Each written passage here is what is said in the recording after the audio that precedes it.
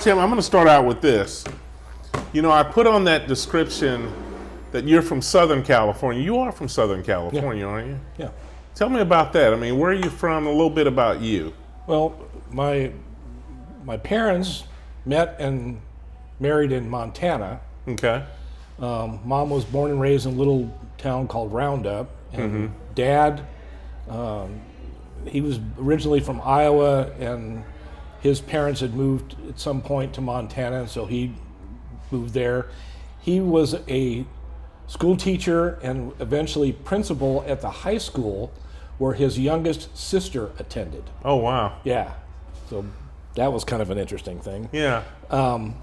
So Mom was a school teacher, met and married in Montana, moved to Laguna Beach, California. Yeah. Real nice place, Laguna Beach. Yeah. And was born in a hospital in Newport Beach, California, just a little farther north up the Coast Highway. Okay. And essentially grew up in a town called Costa Mesa. They bring me home from the hospital in Laguna Beach. First night, my dad and my aunt said, "Well, we'll stay up, watch Tim, Uh-huh. you know, so you don't have to get up in the middle of the night. We'll take care of it." So Mom goes to bed. They're playing cards. Mom comes out the next morning. They're both asleep on the table. Uh-huh. I hadn't woke up the whole night. Oh, wow. I never had a midnight feeding or midnight diaper change, whatever, for my whole life. They put me to bed at night as a kid, and I was asleep. So that was kind of a joke in the family about sleeping was my best thing. You know? But shortly after that, they bought a house in what I think is at the time was unincorporated Orange County. Okay. It was at the end of what is now John Wayne Airport. Oh, wow. Okay. And I don't know if it eventually became Newport Beach or Costa Mesa, but it's right there on the border. Yeah. They lived in that house till I was for like 2 years. When I was 3 or 4, moved to the house where my mom still lives in Costa Mesa. That would have been about 61 or 2 or something. How long have you been a car enthusiast? Say again? How long have you been a car enthusiast? Car enthusiast. When I met you, I know you always liked. Well, track. Southern California had tons of drag strips. The hot rod scene, the lowrider scene, the custom car scene, Yeah. cruising, all that was there. Yeah. I mean, as a kid, we would go cruise the Miracle Mile. Yeah. We would go cruise Whittier Boulevard, and there was some law enforcement called them gang, others not so much, but street racers of LA. Yeah. You know, I remember meeting you and talking about, I knew you loved California, I knew you loved cars. And then to come to Fort Worth later on, you came to Fort Worth because your wife was transferred here. Yeah, lived 46 years in California. Yeah. Various things, made a trip out here. Yeah. Housing prices were like a third. Gas was a third. Yeah. The price of California. Yeah. And so it wasn't tough to make the decision to move out to Texas. Yeah, but you started working with us, Citizens on Patrol. Yeah. Did you do any of that in California? What was No. what was your earliest time? I'm going to take you back there that you really ran into police officers, and what did you think then? What was your perception when you first? Well, my brother was a police officer in the town we grew up in for 30 years. Yeah, yeah. And through that, and there was a guy that I went to high school with that became a cop in that same city. Yeah. I kind of got to know a few guys that were cops over the years. Mm-hmm. And so I was kind of familiar with how cops are Yeah. and all that. Yeah. But I was a locksmith for 18 years, That's right. and interesting. I've been on ride-alongs over the years. Yeah, I yeah. rode with first time I rode with my brother, we got into a car chase. So that was you know, Yeah, that was kind of wild. I And bet. he kept debating whether he was going to slam the brakes and dump me out on a corner, or if he was going to keep catching this guy.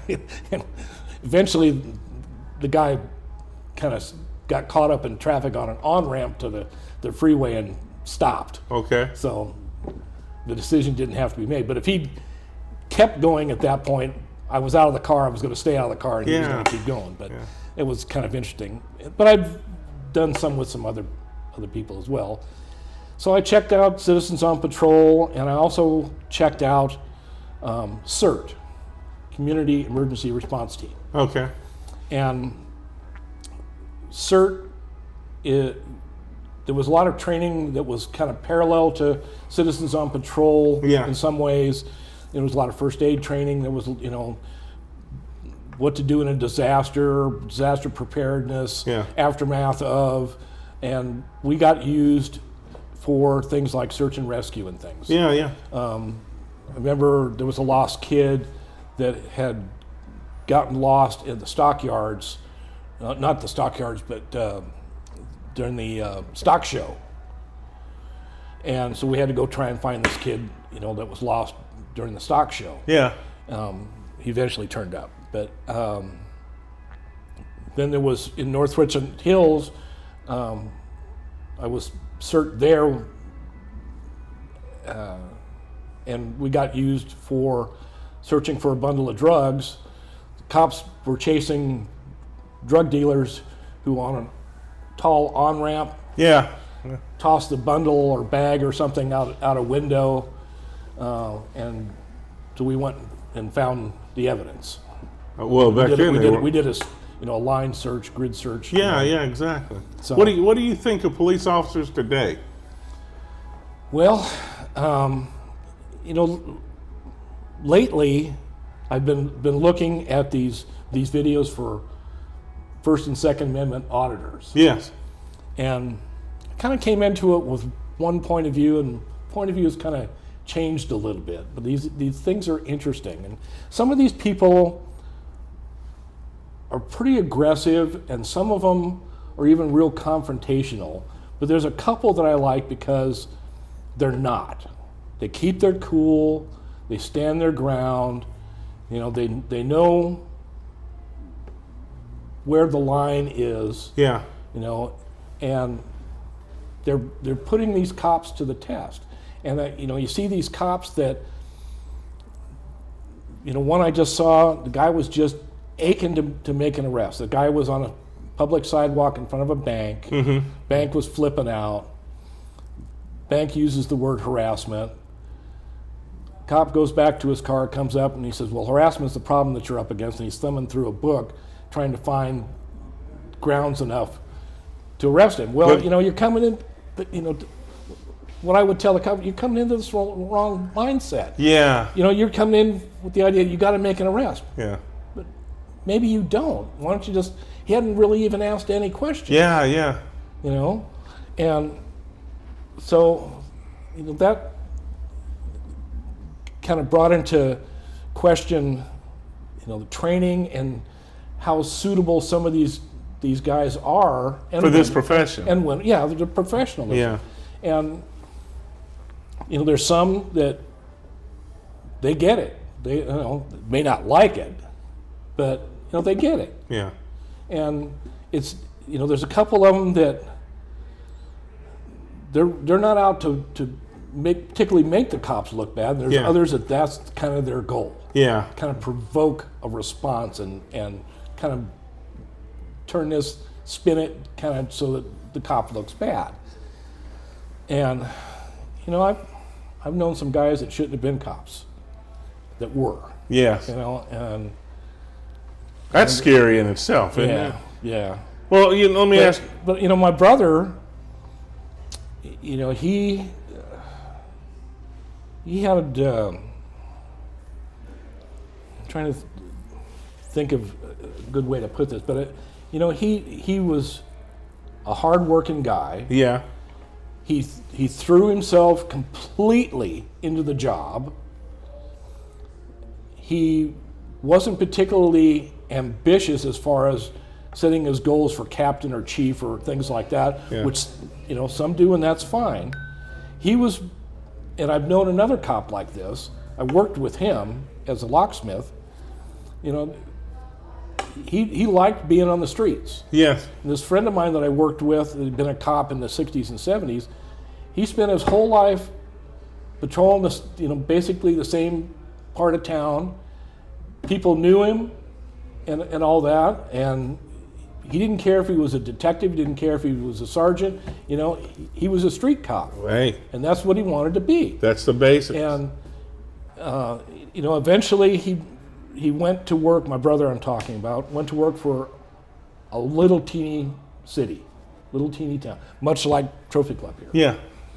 No more than a couple of guys on the street at any one time, a couple of guys in the building, and he was a big fish in a small pond. He had a couple of bachelor's degree and a couple of associate's degrees. Yeah. And they wanted him, and they made it darn tempting for him to accept it. He became a sergeant, and then a detective. Yeah. He even solved a murder case. Wow. Which was kind of interesting because he was telling me and he was showing me things after the fact, not details that would have been inappropriate for me to see, but solving a lot of these murder cases, it's not Sherlock Holmes, it's not rocket science. No. These guys leave a trail a blind man could follow. Yeah. So that was kind of what this case was, but it was solved. Well, then he missed call. And he went back to the city where he started and went back to patrol, and he'd worked most departments within that department. The jail, photo lab,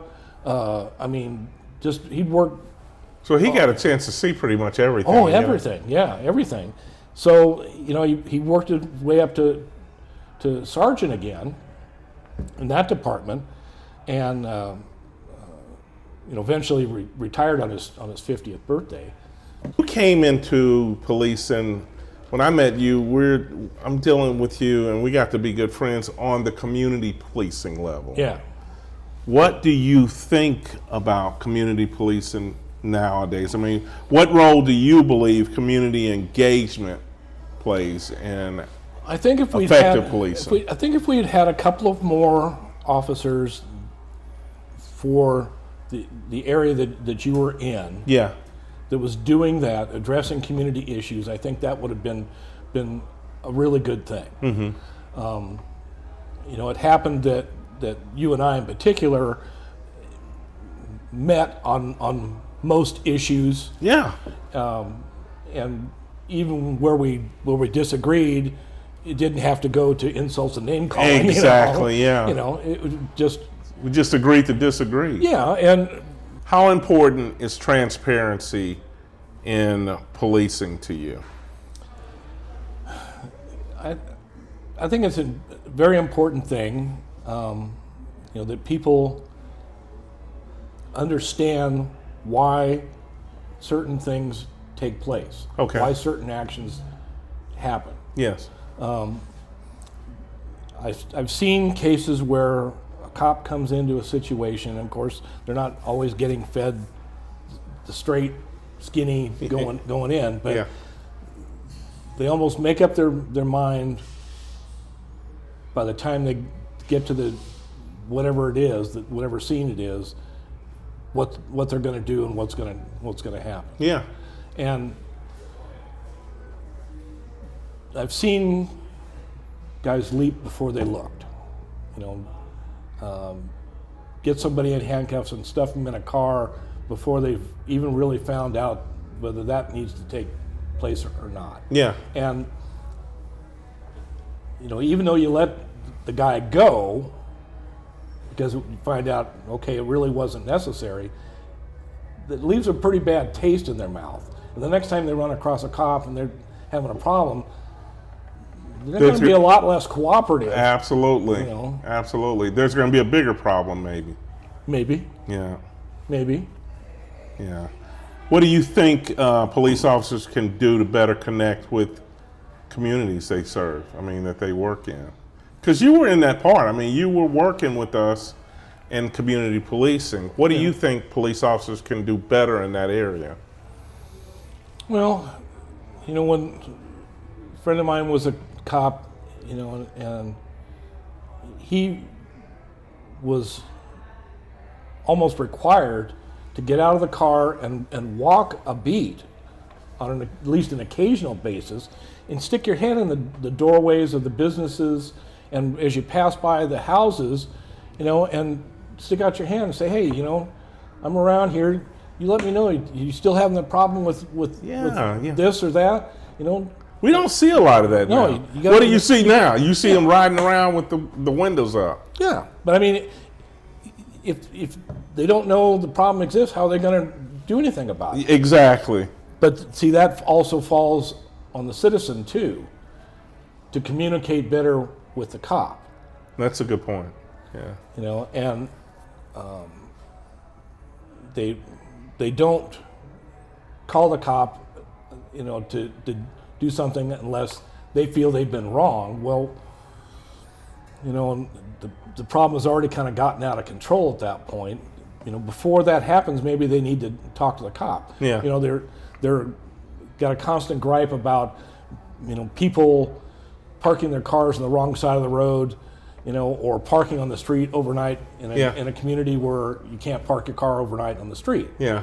And instead of letting the thing build up and then go over and have a blowout with the guy across the street, mention it to the police, the local, community service cop, like you were. Yeah. Hey, did you go over and talk to him?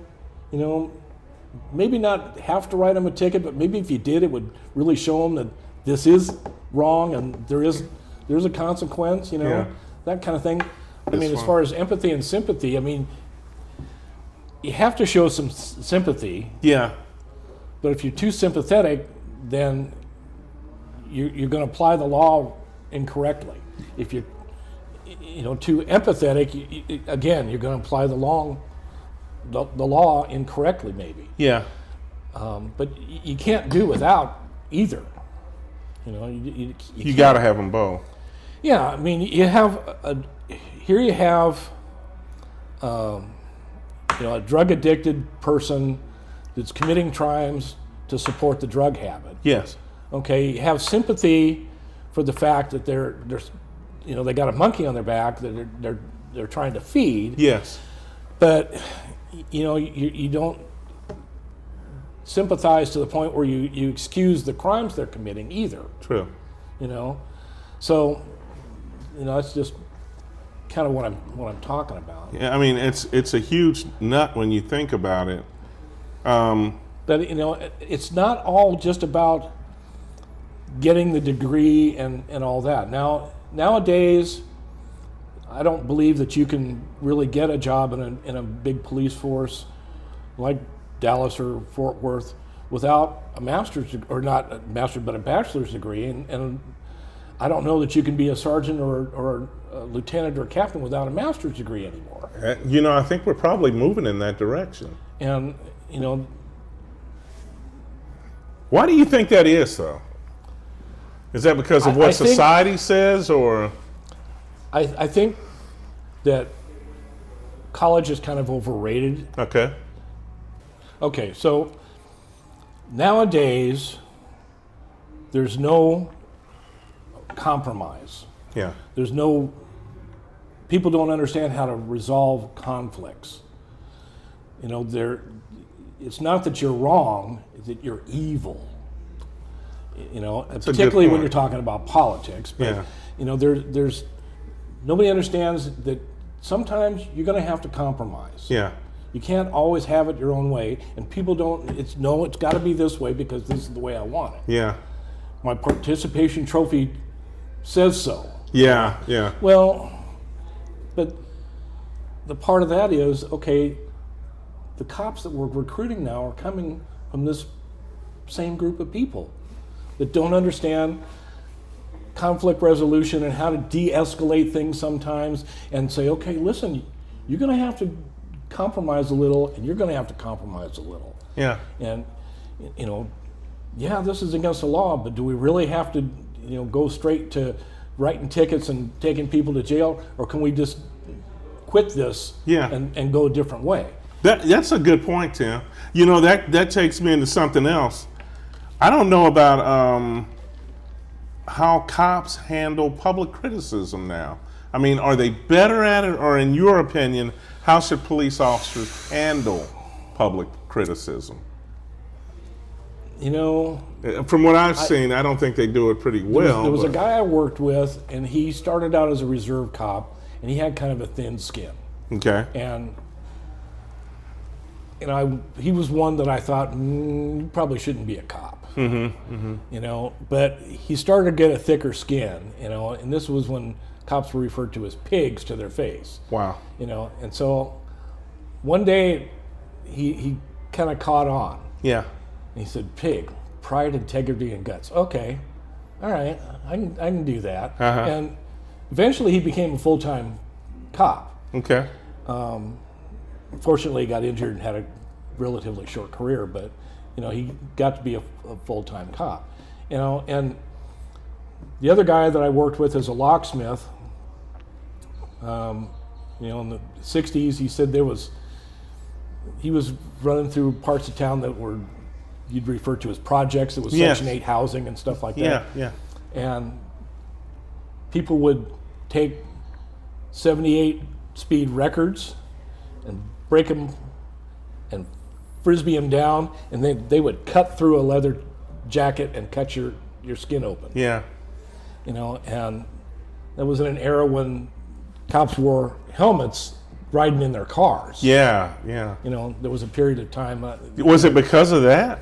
Well, in part, I think, yeah. I mean, you know, the 60s riots and all that kind of stuff. Yeah. You know, departments kind of adopted that as part of their regular uniform. Yeah. And there was a period of time where, you know, that was the case.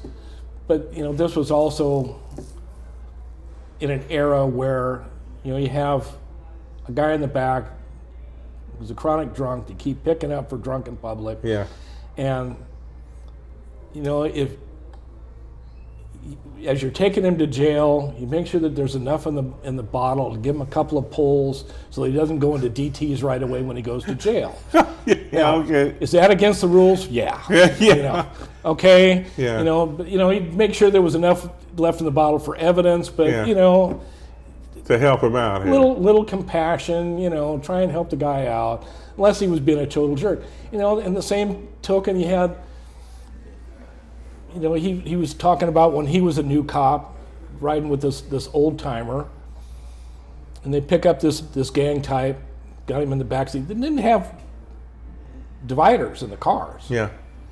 And this kid's mouthing off, and the guy driving the car, the senior officer, reaches back, backhands the kid, tells him to shut up, and the kid did. Yeah.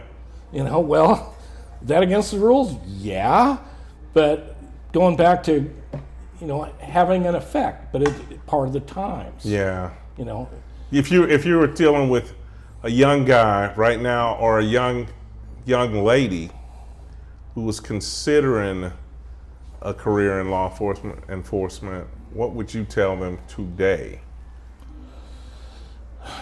Well, have an open mind. Yeah. Don't put away your compassion. But you can't have your heart exposed, because then you won't survive. What do you believe is the public's biggest misunderstanding about police work? There's so many. Yeah, I was about to say, you're opinionated like me. You know, there's so many. You know, that cops don't have the rights to act in some of the ways that they do. is a big one. You know, that if they don't feel that they were speeding, they don't really have to pull over to the side of the curb and accept the ticket, and they just keep going until they get to their driveway, and they got the nerve to look surprised when the cop grabs them coming out of the car and immediately puts them in handcuffs. Yeah. You know, for not stopping for fleeing to elude. Yes. Which is felony. Yeah. I mean, so you took a simple traffic ticket. I've seen this. I've seen it live. I've seen it on TV. On shows like Cops and On Patrol and things like that, where people turn what should be a pretty simple traffic stop and turn it into an arrest for no good reason. One of my favorites is a YouTube guy, Pinell County, Arizona. I've seen this show. Yeah. Deputy Slope. Exactly. Yeah. And, he's a just real kind of common sense kind of thing. Yeah. And I've seen a couple of his traffic stops. This guy coming off with attitude. It's like, well, you know what? Your license is suspended. I should be putting you in handcuffs, and now I'm gonna. Yeah. Yeah. I could let your partner drive the car out of here. But I think I'm going to tow it now. Because you're giving me attitude, and your license is suspended, and the plates are not valid, and all these kind of. Now I'm going to tow it. Yeah. You deserved it. Yeah. And there's obviously going to be cases where you're going to walk up and say, okay, yeah, this guy's got to go to jail. Yeah. Yeah. But there's maybe some where that may not necessarily be the case. I can't give you a specific example of what I'm talking about, but it's going to be a wild ride for them. Yes. And they need to be prepared for that. Yes. Yeah. Not everything is going to be how it seems. Not everything is black and white. Yes. And you need to consider that. I say that, but someone told me, and the guy was from Philly. He was from Philadelphia, and he didn't lie. I still think that policing is the greatest show on earth, and that's the way he looked at it. Yeah. Yeah. Yeah. Yeah. I mean, there's instances where lying and deception is going to be one of the tools that you're going to have to use. Mm-hmm. And if you're going to have a problem with that, then there's something that you need to consider. Yeah. Because you're questioning somebody about a crime, and you say something that leads them to believe that you know what you're talking about when you don't. Now, that's a lie. I don't know this is so, but I'm making it look as though I do, to try and elicit a response. Yeah. And look at what response I get. Yeah. To see. Yeah. Now, obviously, you don't want to lie in the wrong circumstance. Yeah. And put a guy in jail that doesn't something belong that they there. didn't do. Yeah. Yeah. But that's one of the tools, and this guy that I mentioned before, that was the reservist that went at police work, he was a straight arrow. He was a religious guy. Had a lot of respect for him. He was a good guy. But he had to grow a thick skin, and he had to understand that you're going to have to deal with that. You're going to have to kind of be deceitful and untruthful at certain times in certain ways for certain reasons. And that was kind of problematic for him. He thought it was just going to be, I'm going to walk into a situation, he's got to go to jail. Yeah. He's been, he's the victim. Yeah. You need to get a ticket. Yeah. And wow. Well, Tim, I'm going to tell you this. It's so good seeing you. I can't thank you enough for giving us. My pleasure. I enjoyed it. All right.